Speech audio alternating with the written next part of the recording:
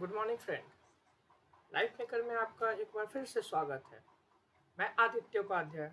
मैं आज आप लोग को पढ़ाऊंगा क्लास 10th एवं क्लास 12 का एक टॉपिक जिसका नाम है रिप्रोडक्शन। ये क्लास 12 में चैप्टर 1 रिप्रोडक्शन इन ऑर्गेनिज्म का टॉपिक कैरी करेगा और ये उतना ही इम्पॉर्टेंट है क्लास 10th के लिए। क्लास 10th का जो रिप्रोडक्शन का इंट्रोडक्शन पार्ट है उस पार्ट को भी हम लोग आज यहाँ पर कवर करेंगे। तो आपका लाइफ मेकर में स्वागत है। हम लोग पहले देख रहे हैं रिप्रोडक्शन के बारे में।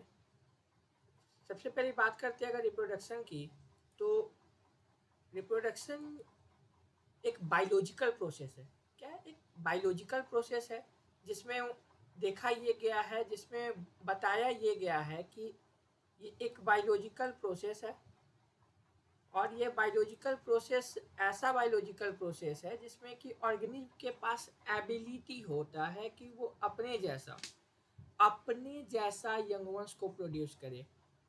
नाम से टर्म को पकड़ना स्टार्ट कीजिए, रिप्रोडक्शन। इसका मतलब ये है कि ये एक बायोलॉजिकल प्रोसेस है जिसमें ऑर्गेनिज्म के पास कैपेसिटी है कि वो अपने जैसे यंग वन या फिर ऑफस्प्रिंग को कैप्चर करे। ये हर एक लिविंग ऑर्गेनिज्म के पास एक कैपेसिटी होता है रिप्रोडक्शन का। ये कैपेसिटी नॉन लिविंग के पास नहीं होता है। पहली बात लिविंग और नॉन लिविंग में ये हुई कि नॉन लिविंग के पास रिप्रोडक्शन की कैपेसिटी नहीं होती है। तो अब हमारे पास सवाल ये उठते हैं कि क्या हर एक लिविंग के पास रिप्रोडक्शन की कैपेसिटी होती है? जी नहीं। कुछ ऐसे भी लिविंग ऑर्गेनिज्म है जिनके पास रिप्रोडक्शन की कैपेसिटी नहीं होती है। उस लिविंग ऑर्गेनिज्म का नाम हम लोग अगर बात करें तो उस लिविंग ऑर्गेनिज्म का नाम सबसे पहले कुछ ऐसे नाम भी हम लोग जानते हैं जिसमें कि कैपेसिटी नहीं है उनके पास, जैसे कि म्यूल के पास कैपेसिटी नहीं होती है रिप्रोडक्शन की, यानी ये अस्टेराइल होता है। म्यूल क्या होता है? ये अस्टेराइल होता है, ये फर्टाइल नहीं होगा। ठीक है। नेक्स्ट अगर हम बात करें तो ह्यूमन अस्टेराइल कपल, कुछ ऐसे ह्यूमन कपल होते हैं जो कि जिनके लाइफ से रिप्रोडक्शन डिलीट होती है, यानी ये भी रिप्रोडक्शन, इनके पास भी कैपेसिटी नहीं है रिप्रोडक्शन का, लेकिन फिर भी ये लिविंग है।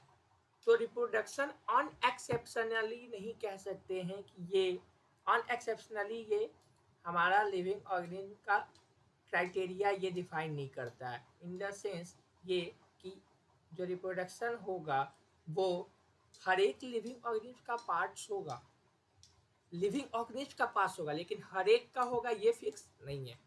ठीक है। अब बात यहाँ पर आती है कि वाई रिप्रोडक्शन, रिप्रोडक्शन क्यों ज़रूरत है? तो सबसे पहली बात यह है कि रिप्रोडक्शन का मेनली ज़रूरत यही आता है कि ये ऑर्गेनिज्म में या फिर अर्थ पे कंटिन्यूटी मेंटेन करता है। अर्थ पर ये कंटिन्यूटी मेंटेन करता है, ये अर्थ पर कंटिन्यूटी मेंटेन करेगा और एक स्पीसीज का बैलेंस मेंटेन करेगा अर्थ पर। बात वही है, दोनों स्पीसीज बैलेंस ये मेंटेन करेगा अर्थ पर। ठीक है। तो ये स्पीसीज बैलेंस को भी मेंटेन करता है अर्थ पर और ये कंटिन्यूटी ऑफ लाइफ को भी अर्थ पर मेंटेन करता है। तो ये रिप्रोडक्शन का इम्पोर्टेंस है। वाई रिप्रोडक्शन, क्या what is the importance of reproduction? तो यही है इम्पोर्टेंस रिप्रोडक्शन का। ठीक है। तो अब हम लोग बात करते हैं, फिर से एक बार इस चीज़ को देखते हैं हम लोग क्या क्या जाने अभी। रिप्रोडक्शन एक बायोलॉजिकल प्रोसेस जिसमें कि ऑर्गेनिज्म अपने जैसे यंग वंस को प्रोड्यूस करता है, अपने जैसे, of their own kind.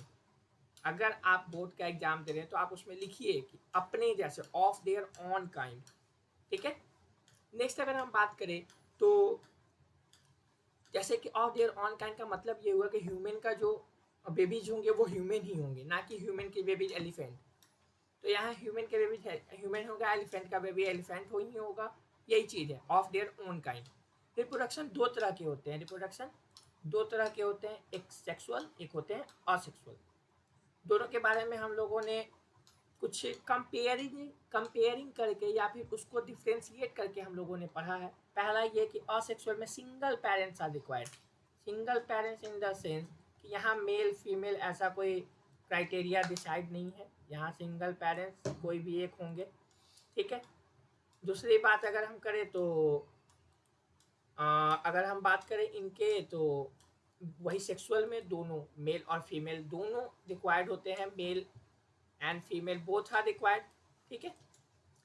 Next है कि असेक्सुअल में गैमेट फॉर्मेशन नहीं होगा, असेक्सुअल रिप्रोडक्शन में गैमेट फॉर्मेशन नहीं होगा। वही जो हमारा सेक्सुअल रिप्रोडक्शन है वहाँ गैमेट फॉर्मेशन होगा। अब जो आगे की कुछ पॉइंट हैं आप खुद से बना सकते हो। अगर वो गैमेट फॉर्मेशन नहीं हो रहा है, अगर गैमेट फॉर्मेशन नहीं हो रहा है तो फर्टिलाइजेशन नहीं होगा, ठीक है। अगर फर्टिलाइजेशन नहीं होगा तो जाइगोट फॉर्मेशन नहीं होगा, अगर जाइगोट फॉर्मेशन नहीं हो रहा है तो एम्ब्रायो फॉर्मेशन नहीं होगा। तो ये आप असेक्सुअल में खुद से ये पॉइंट लिख सकते हो। वही सेक्सुअल रिप्रोडक्शन का अगर हम बात करें तो यहाँ गैमेट फॉर्मेशन हो रहा है तो फर्टिलाइजेशन हो रहा है, फर्टिलाइजेशन अगर हो रहा है तो वहाँ जाइगोट फॉर्मेशन भी होगा, जाइगोट फॉर्मेशन होगा तो एम्ब्रायो का फॉर्मेशन होगा। यानी आप खुद से इसके डिफ्रेंशिएट का पार्ट खुद से आप बना सकते हो। दूसरी बात ये है कि यहाँ ये जो असेक्सुअल रिप्रोडक्शन होता है वो फास्ट प्रोसेस होता है, यानी वो जल्दी ही कैरी किया जाता है। वही सेक्सुअल रिप्रोडक्शन एक कॉम्प्लेक्स प्रोसेस होता है, ये स्लो प्रोसेस होता है। असेक्सुअल में जैसे कि गैमेट का इन्वॉल्वमेंट नहीं हो रहा है तो यहाँ वेरिएशन जो होगा वो लेस वेरिएशन क्रिएटेड होगा, वही सेक्सुअल रिप्रोडक्शन में वेरिएशन ज़्यादा क्रिएटेड होगा, मोर वेरिएशन क्रिएटेड। तो ये था हमारे सेक्सुअल और असेक्सुअल के बीच के डिफरेंस का बात। नेक्स्ट हम बात करते हैं एक टर्म जिसको बोलते हैं लाइफ स्पैन। तो लाइफ स्पैन क्या है? तो लाइफ स्पैन एक आदमी या एक ऑर्गेनिज्म जब से जन्म लेता है तब से उसके नेचुरल डेथ का जो भी टाइम होता है उसी को लाइफ स्पैन कहते हैं। एक हम इसका एग्जाम्पल कुछ बताते हैं। तो मैन का जनरली ये एवरेज ईयर है, ऐसा नहीं है कि उससे अधिक नहीं जी सकता है या उससे कम नहीं जी सकता है, ये एक एवरेज ईयर है। जैसे मैन 65 ईयर जनरली, हॉर्स का 20 से 25 साल, फ्रूट फ्लाई 15 से 20 दिन, पैरट 140 साल, वही क्रो 15 साल, तो रेड वुड ट्री 4000 साल, पीपल का जो पेड़ होता है वो 1500।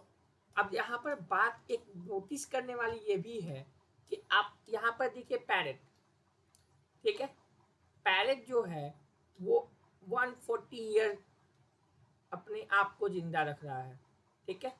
वही जो आपका क्रो है लगभग सेम साइज का है, पैरट और क्रो, लेकिन दोनों के लाइफ स्पैन में ये देखिए फर्क, एक का लाइफ स्पैन 15 साल है और वही एक का लाइफ स्पैन 140 साल है। तो आप दोनों में फर्क देख रहे हैं, फर्क क्या है? तो एक साइज दोनों का सेम है लेकिन दोनों का लाइफ स्पैन वैरी कर रहा है।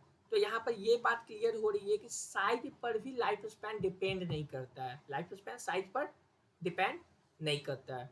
नेक्स्ट क्या है? तो नेक्स्ट हम लोग देखते हैं लाइफ साइकिल के बारे में।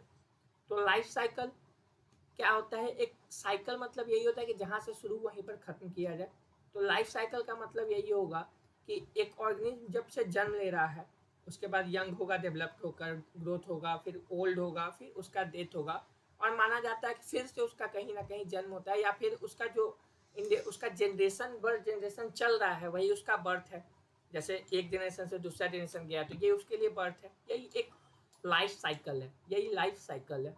नेक्स्ट है, यहाँ तक क्लियर? तो नेक्स्ट हम लोग पढ़ते हैं असेक्सुअल रिप्रोडक्शन के बारे में। असेक्सुअल रिप्रोडक्शन के बारे में हम लोगों को यहाँ 5 टाइप के असेक्सुअल रिप्रोडक्शन हम लोग को डील करनी है। पहला है बडिंग, दूसरा रीजनरेशन, तीसरा स्पोर फॉर्मेशन, चौथा फ्रैगमेंटेशन और पांचवा फीजन। यहाँ पर सबका एक एक फिगर दिया हुआ है। राइजोपस क्या है? राइजोपस को हम लोग ब्रेड मॉल्ड भी कहते हैं, Rhizopus is also known as bread mould. तो ये क्वेश्चन पूछता है, ये क्वेश्चन को याद रखना है कि Rhizopus is also known as bread mould. तो आज के लिए इतना ही, कल हम आपसे फिर से जुड़ेंगे। धन्यवाद तब तक के लिए, और लाइक करिए, सब्सक्राइब कीजिए, शेयर कीजिए।